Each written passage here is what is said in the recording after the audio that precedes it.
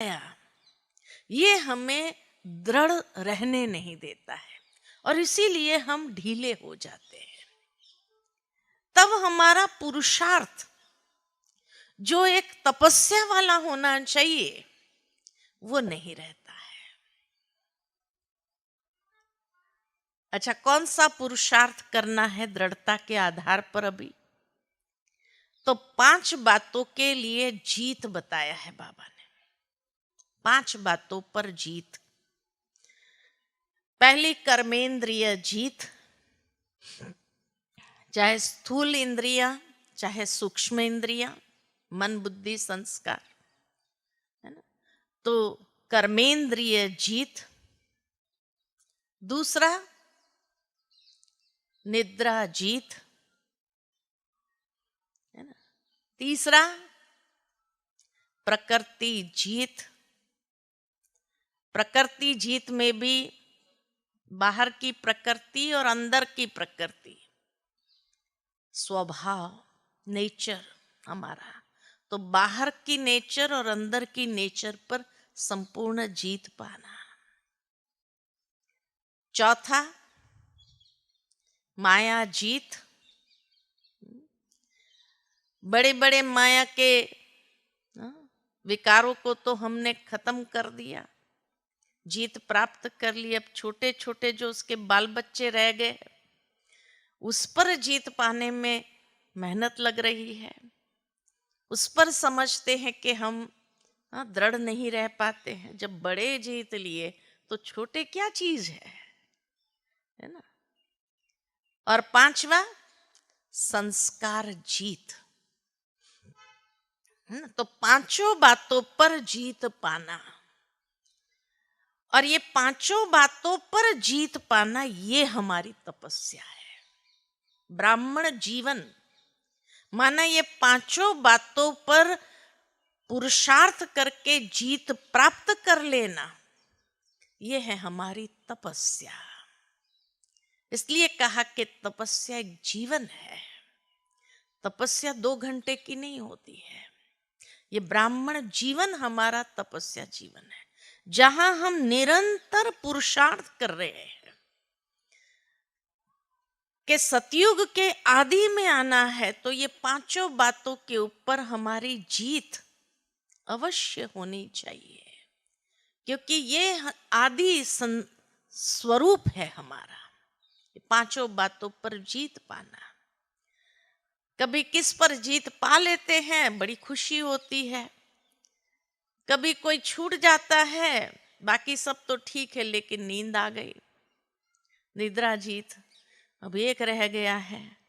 या कभी संस्कार जीत एक रह गया है, या कभी कोई कर्मेंद्रिय जीत उसी में अटके हुए हैं। तो ये जीत पाना यही हमारा पुरुषार्थ, यही हमारी तपस्या है। तो दृढ़ता के साथ एकाग्रता पूर्ण इस पर जीत पाना।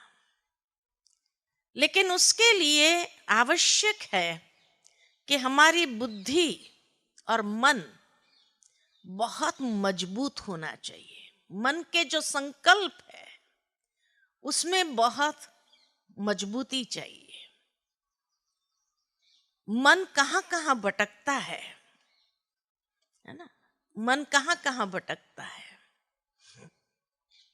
जब कर्मेंद्रिय जीत कहा स्थूल और सूक्ष्म, तो सूक्ष्म में मन जो आता है, मन बुद्धि को मजबूत करने के लिए मन कहाँ जाता है? कभी देखा?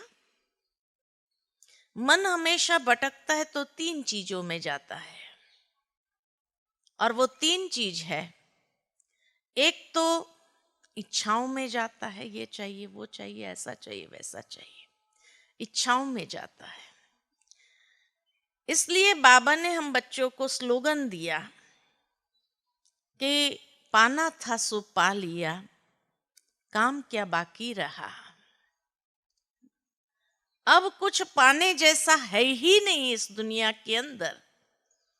बाबा ने हम बच्चों को इतना, जैसे कि इच्छा मात्रम अविद्या बनने के लिए या मन की अनेक इच्छाओं को समाप्त करने के लिए, अरे बच्चे तुम्हें क्या मिला है और कितना मिला है, उसको तो देखो।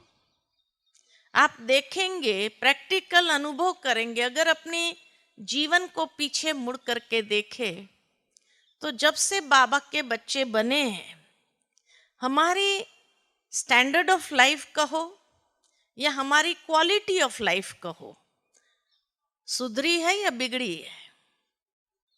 हाँ, बहुत अच्छी बन गई है, बहुत अच्छी बन गई है। स्टैंडर्ड ऑफ लाइफ भी हमारा ऊपर आया है और क्वालिटी ऑफ लाइफ भी हमारी बहुत अच्छी बनी। क्या आज दुनिया में जब देखते हैं लोगों को तो लगता है क्या जीवन है इनका, है ना। इतना कुछ बाबा से हमने पाया है, तो पाना था सो पा लिया, अब काम क्या बाकी रहा। तो बाबा कहे इच्छाओं में जो मन भटक रहा है, किसी की कोई चीज देखी, ये चाहिए वो चाहिए, ऐसा चाहिए वैसा चाहिए, अब उससे ऊपर उठो। दूसरा मन अगर भटकता है तो संबंधों में भटकता है ना। संबंध भी दो रूप से याद आते हैं। एक तो जिसके साथ बहुत प्यार है वो बार बार याद आते हैं, या तो जिससे हमारी अनबन हो गई है, नफरत हो गई है किससे, वो भी याद आते हैं, बार बार दिमाग के अंदर खटखटाते रहते हैं हमारे मन के द्वार को। तो इसके लिए बाबा ने हम बच्चों को कहा, सारे संबंध एक बाबा के साथ जोड़ दो, तो मन और कोई संबंधों की रचना के पीछे भाग नहीं सकता है। और तीसरा, अगर भटकता है मन, किसमें भटकता है? हाँ, देह में। देहधारी आ गए संबंधों में। तीसरा भटकता है तो व्यर्थ में, व्यर्थ में बहुत जाता है। आज भी कई ब्राह्मणों की कंप्लेन रहती है, क्या करे, नेगेटिव तो नहीं आता है लेकिन व्यर्थ जरूर चलता है। तो ये तीन द्वार है मन के भटकने के, या इच्छाओं में, या संबंधों में, या देह और देह के संबंधों में, या व्यर्थ में। और व्यर्थ में बाकी सब कुछ आ जाता है। अगर कभी नेगेटिव भी आ गया तो भी वो व्यर्थ में ही काउंट हो जाता है, चला जाता है। नेगेटिव तक अगर जाता है मन, व्यर्थ कितना होगा तब नेगेटिव तक जाता है। तो इसीलिए कहा कि ये तीन भटकने के द्वार है। तो उसके लिए मन को तीन चीजें चाहिए उसको ठीक करने के लिए, और वो है एक लक्ष्य। लक्ष्य बहुत स्पष्ट होना चाहिए। दूसरा, अपने लक्षण को देखो कि जो लक्ष्य मैंने लिया है उस लक्ष्य के हिसाब से हमारे लक्षण है। लक्षण में चरित्र आ जाता है, चरित्रता उसी में समा जाती है लक्षण में। और तीसरा है लक्ष्मण रेखा, खींचनी होगी अभी। लक्ष्मण रेखा अर्थात जहां हमें अपने मन को बांधना है, कोई न कोई नियम मर्यादाओं में उसको टाइट करने की आवश्यकता है। ये लक्ष्मण रेखा हमें खींचनी होगी। तो लक्ष्य स्पष्ट हो कि मुझे क्या बनना है। अब मेरे जीवन का लक्ष्य है एक फरिश्ता बनना, क्योंकि ब्राह्मण जीवन की जो फाइनल स्टेज है वो है फरिश्ता। फाइनल पिक्चर जो है हमारा वो है एक फरिश्ता स्टेज, या दूसरे शब्द में कहे तो बाप समान बनना, ये हमारा फाइनल स्वरूप है। तो इसीलिए ये लक्ष्य हमें बार बार अपने सामने स्पष्ट करते रहना होगा और उसके हिसाब से अपने लक्षण को देखना है। और फिर जहां लगे कि थोड़ा यहां लूज है तो वहां लक्ष्मण रेखा खींच करके उसको अंदर कर दो, उसको टाइट कर लो। वहां कोई ना कोई मर्यादा अपने लिए निश्चित कर लो ताकि मन वहां से फिर आगे जाए नहीं। तो इसीलिए ये तीन चीजों में भटकता है तो उसके लिए ये तीन चीज स्पष्ट होना आवश्यक है। ये हमारी तपस्या है, क्योंकि तभी हमारा मन एकाग्र होने लगेगा।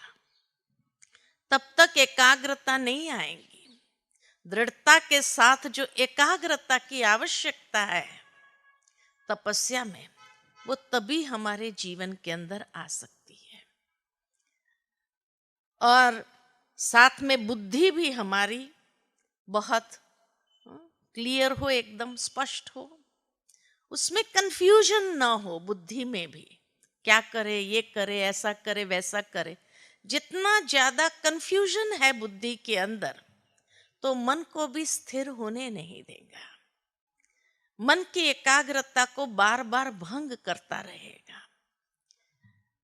उसके लिए हमें अपने अंदर समर्थ विचारों को, व्यर्थ के न जाए, उसके लिए बुद्धि के अंदर, मन के अंदर समर्थ संकल्पों का निर्माण या सकारात्मक संकल्पों का बार बार ले आना जरूरी होगा। और तीसरा, बुद्धि जिसको कहे कमिटेड, स्थित प्रज्ञ, जो गीता में कहा स्थित प्रज्ञ। प्रज्ञ यानी बुद्धि, बुद्धि की स्थिरता के लिए उसके एक कमिटमेंट दे देना जरूरी है कि I am committed for this, ये मेरी जीवन है, इस जीवन के लिए मैं उसमें प्रतिबद्ध हूं। और जब प्रतिबद्धता अपने बुद्धि के लिए बना देते हैं, प्रतिबद्ध हूं मैं, तो दृढ़ संकल्पधारी होना स्वाभाविक है। और दृढ़ता के साथ साथ एकाग्रता पूर्ण अभ्यास, तो ये हमारी तपस्या है। ये तपस्या बहुत आवश्यक है। तीसरा, तपस्या माना, चौथा तपस्या माना संपूर्ण पवित्रता। अपने आप में देखना है कि संपूर्ण पवित्रता हमारे अंदर कहां तक आई। जो बाबा ने हम बच्चों को पवित्रता के लिए सूक्ष्म से सूक्ष्म स्तर बताया है, उस सूक्ष्म स्तर तक हम कहां तक पहुंचे हैं। बार बार अपने आप को चेकिंग करना पड़ेगा। और ब्राह्मण जीवन अगर देखा जाए तो फिर भी हम कहेंगे कि पवित्रता को नेचुरल धारण करना हमारे लिए स्वाभाविक है।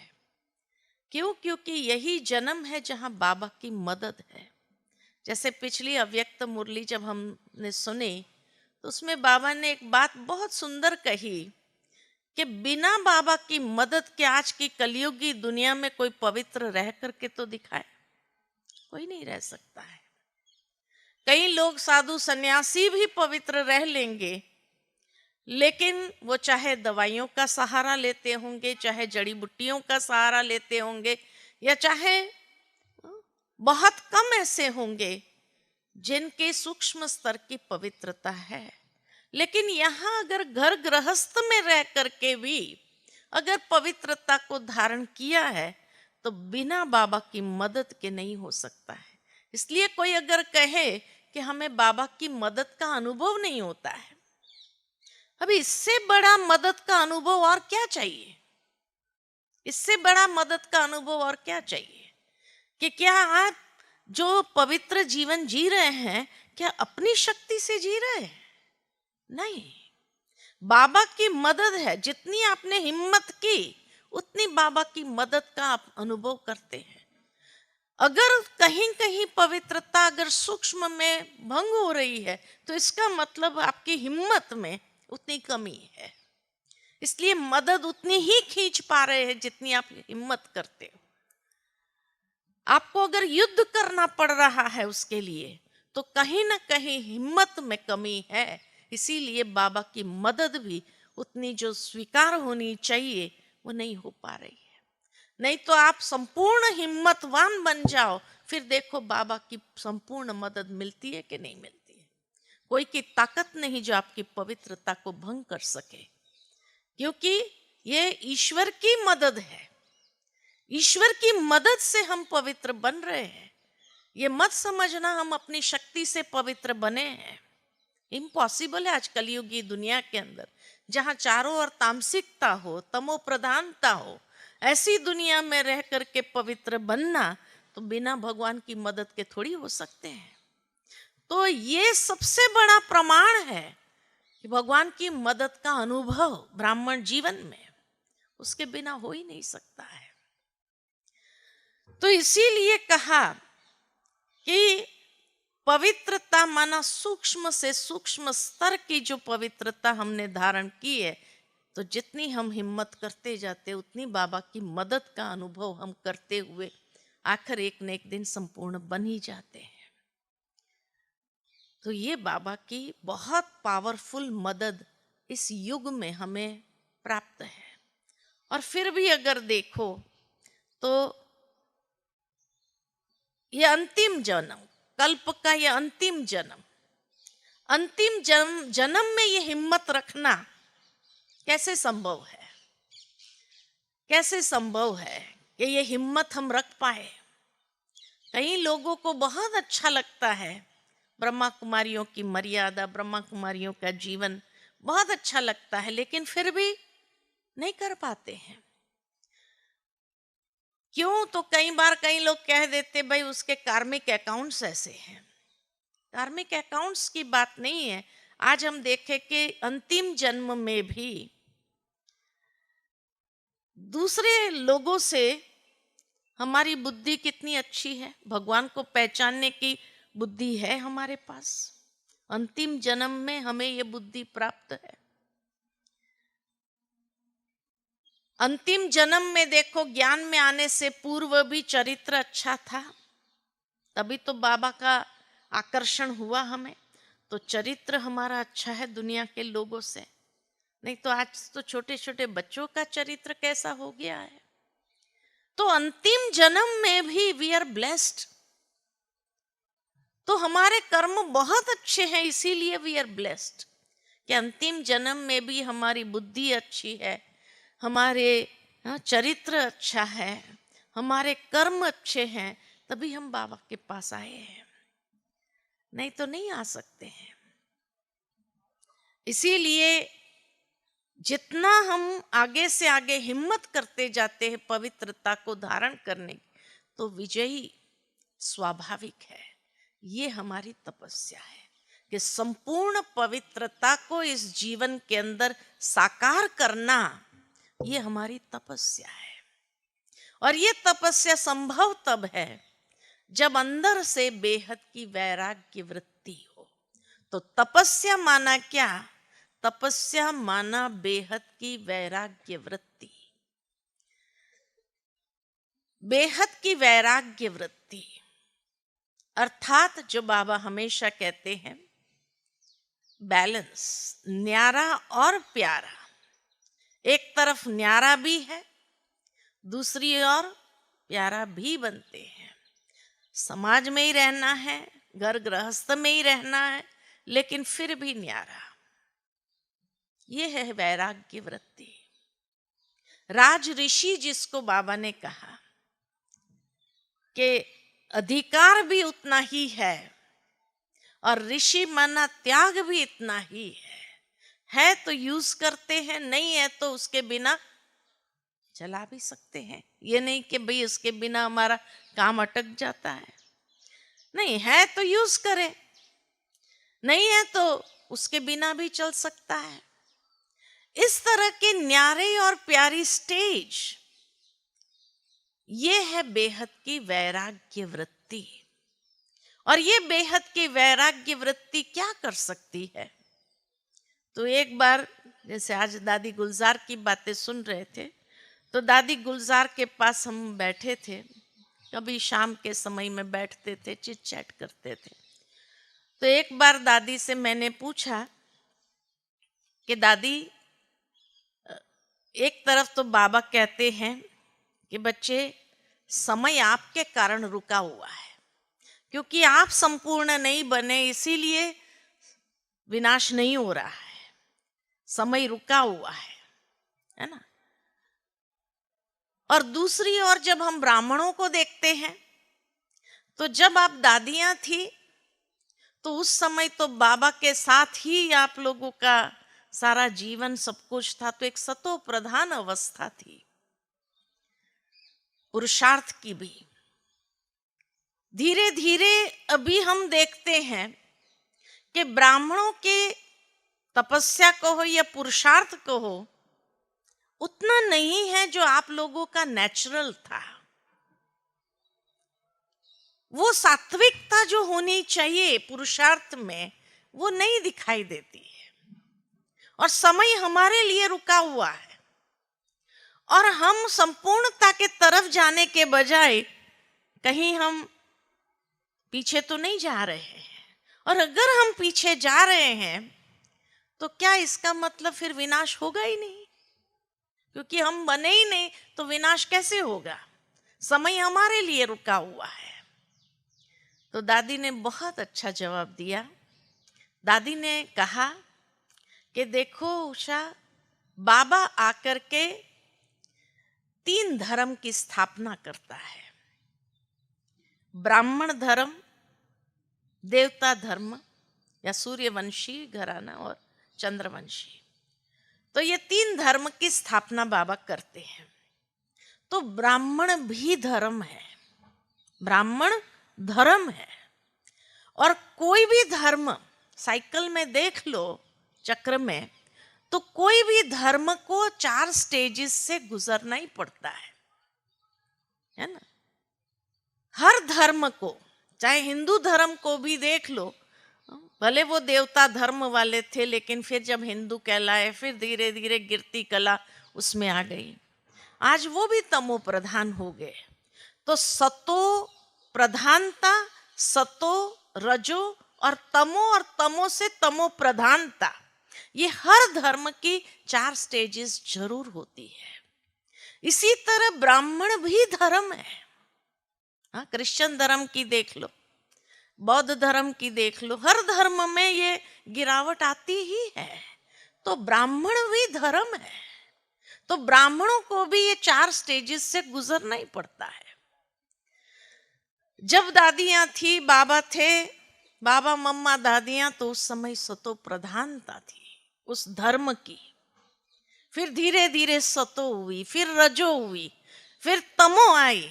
अभी तो दादी ने कहा अभी तो और भी आप देखेंगे तमो प्रधानता ब्राह्मण धर्म में भी आएगी। लेकिन जब ये तमो प्रधानता आएगी तब 2 प्रकार के बच्चे हो जाएंगे। एक है जिसको देख करके बेहद का वैराग आएगा, और दूसरे हैं जो सोचेंगे इससे तो दुनिया ही अच्छी, इससे तो दुनिया ही अच्छी, दुनिया में तो वो दुनिया में चले जाएंगे। जिसने मन से भी ये सोचा कि इससे तो दुनिया ही अच्छी, वो दुनिया में जाना ही है, क्योंकि भगवान को उसने पहचाना ही नहीं है। अगर ये कहा कि इससे तो दुनिया अच्छी, दुनिया के लोग अच्छे, तो इसका मतलब उसने यथार्थता को जाना ही नहीं है। और सहज माया उनके बुद्धि को पकड़ करके खींच लेंगी। और अच्छे अच्छे, जो बाबा रोज मुरली में कहते हैं, अच्छे अच्छे भी जाएंगे, गिरेंगे। वो अच्छे अच्छे क्यों जाएंगे? कोई ना कोई कारण बनेगा और वो जाएंगे जरूर। और जो दूसरे प्रकार के हैं, जिनको देख करके एक बेहद का वैराग उत्पन्न होगा, और ऐसा वैराग उनको आएगा अंदर में कि बस अभी बाबा बाबा के सिवाय कुछ नहीं, कुछ देखना नहीं है, यहां वहां मुझे देखना ही नहीं है। क्योंकि ये स्वाभाविकता है, ड्रामा का एक हिस्सा है। जब ड्रामा का हिस्सा है तो हम क्यों सोचे, लेकिन उसको देख देख करके एक वैराग आएगा, और वो वैराग के आधार पर जो पुरुषार्थ करेगा वो रियल पुरुषार्थ होगा। क्योंकि एक वैराग से पुरुषार्थ जो आरंभ करेगा तो उनके अंदर जो ऐसी लगन लगेगी, एक बाबा दूसरा न कोई, एक नामी, बस बाबा बाबा के सिवाय कुछ नहीं, एक रस, इकोनॉमी, और सब बात में जो बाबा ने एक का पाठ पढ़ाया है वो एक का पाठ उसके अंदर पक्का होने लगेगा। एकांत प्रिय, एकाग्रता, और उस बेहद की वैराग्य के साथ जो पुरुषार्थ करेगा उनका पुरुषार्थ समय को ले आएगा। उनका पुरुषार्थ अभी समय रुका हुआ है, लेकिन वो वैराग्य के आधार पर जो पुरुषार्थ होगा वो यथार्थ पुरुषार्थ होगा। अभी जो हम पुरुषार्थ कर रहे हैं विक्रम कर नहीं रहे हैं, लेकिन जो विक्रम दग्ध होना चाहिए ऐसा भी पुरुषार्थ नहीं है। यहाँ जिसमें हमने जलने का अनुभव हो वो नहीं हो रहा है। तो इसीलिए दादी ने कहा कि जब वो पुरुषार्थ होगा ना वो समय को ले आएगा, और वो भले थोड़ी सी आत्माएं होंगी लेकिन वो इतनी पावरफुल होगी जो समय को ले आएगा और वो विनाश ज्वाला को प्रज्वलित करेगी, विनाश ज्वाला को प्रज्वलित करेगी।